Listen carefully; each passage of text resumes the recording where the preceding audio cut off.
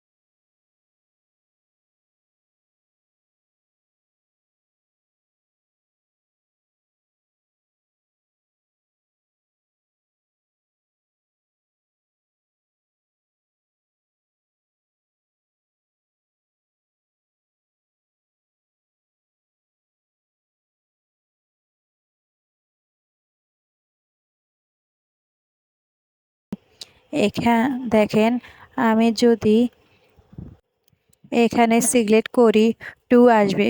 যখন আমি check mark উঠিয়ে দিচ্ছি ফলস হয়ে যাচ্ছে।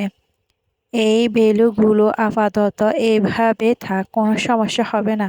আমার ভিডিও ভালো লাগলে সাবস্ক্রাইব করে লাইক দিবেন। এখন আমরা এই পুরো সেলটি সিলেক্ট করে নেব। করার পরে হোম পেজ থেকে কন্ডিশনাল অপশনে ক্লিক করব। এখানে নিউ রুল নামে একটা অপশন আছে, নিউ রুল ক্লিক করব। এমন একটা ডায়লগ বক্স আসবে। এখান থেকে use a format to determine which cell to format cell select করব। করে এখানে মাউসে কার্সর রেখে ইকুয়াল দিব। এই যে সেলটি আছে এটা সিলেক্ট করে দিব। এটা স্ট্যাটিক অবস্থায় আছে, আমরা ডাইনামিক করে দেব। 4 এর আগে $সাইন তুলে দেব। তারপর ফরম্যাটে ক্লিক করব। এখান থেকে আপনার পছন্দ মতো যে কোনো একটি কালার সিলেক্ট করে নিতে পারেন। আমি এই কালারটি সিলেক্ট করে নিব। আপনি চাইলে ফরম্যাট অপশন থেকে ফন্ট চেঞ্জ করে নিতে পারেন। আমি বোল্ড করতে চাচ্ছি, তার জন্য বোল্ড সিলেক্ট করে ওকে ক্লিক করব। আবার ওকে ক্লিক করলাম। এই যে দেখেন আমি বক্সে ক্লিক করলে হলুদ হয়ে যাচ্ছে, আবার টিকমা তুলে দিলে রেড হয়ে যাচ্ছে, আবার টিক দিলে হলুদ হয়ে যাচ্ছে।